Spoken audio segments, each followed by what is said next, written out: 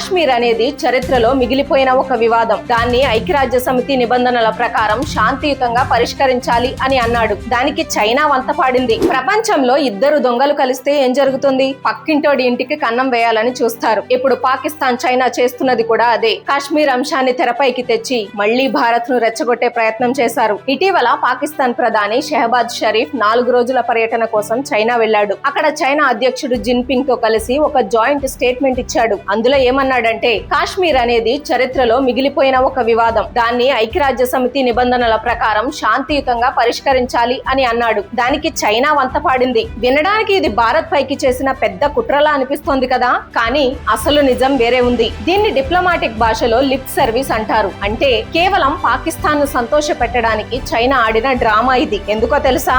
మొదటి కారణం, పాకిస్తాన్ దగ్గర ఇప్పుడు చిల్లి గవ్వలేదు. వాళ్ళ ఆర్థిక వ్యవస్థ పాతాళంలో ఉంది. చైనా దగ్గర అప్పులు, ఆయుధాలు అడుక్కోవడానికి వెళ్లారు. దానికి బదులుగా చైనాకు అత్యంత ఇష్టమైన వన్ చైన్ పాలసీకి పాకిస్తాన్ తన మద్దతు తెలిపింది. దానికి రిటర్న్ గిఫ్ట్ గా కాశ్మీర్ గురించి చైనా ఇలా ఒక స్టేట్మెంట్ ఇచ్చింది. రెండో కారణం, పాక్ ఆక్రమిత కాశ్మీర్ పిఓకే గుండా చైనా ఒక పెద్ద ప్రాజెక్ట్ సిపిఇసి నిర్మిస్తోంది. కానీ పాకిస్తాన్ లో చైనా వర్కర్ల భద్రత గాలిలో దీపంగా మారింది. రోజు వారిపై దాడులు జరుగుతున్నాయి. తమ ప్రాజెక్టులు, ప్రజలు సేఫ్ గా ఉండాలంటే పాక్ ప్రభుత్వంతో అంటకాగాలి. అందుకే చైనా ఇలాంటి స్టేట్మెంట్స్ ఇచ్చి పాకిస్తాన్ ను ఐస్ చేస్తోంది. అంతేకాదు, ప్రస్తుతం అమెరికాతో పాకిస్తాన్ కు సంబంధాలు దెబ్బతిన్నాయి. కాబట్టి పూర్తిగా చైనా పంచన చేరాలని పాక్ డిసైడ్ అయిపోయింది. ఇక ఇండియా విషయానికి వస్తే మన వైఖరి ఎప్పుడూ ఒకటే. కాశ్మీర్ మా అంతర్గత వ్యవహారం. ఇందులో మూడో వ్యక్తి జోక్యం మాకు అనవసరం అని ఢిల్లీ తేల్చి చెప్పేసింది. చైనా పాక్ ఆడుతున్న ఈ డ్రామాపై మీరేమనుకుంటున్నారో కింద కామెంట్స్ లో చెప్పండి. మన దేశానికి సంబంధించిన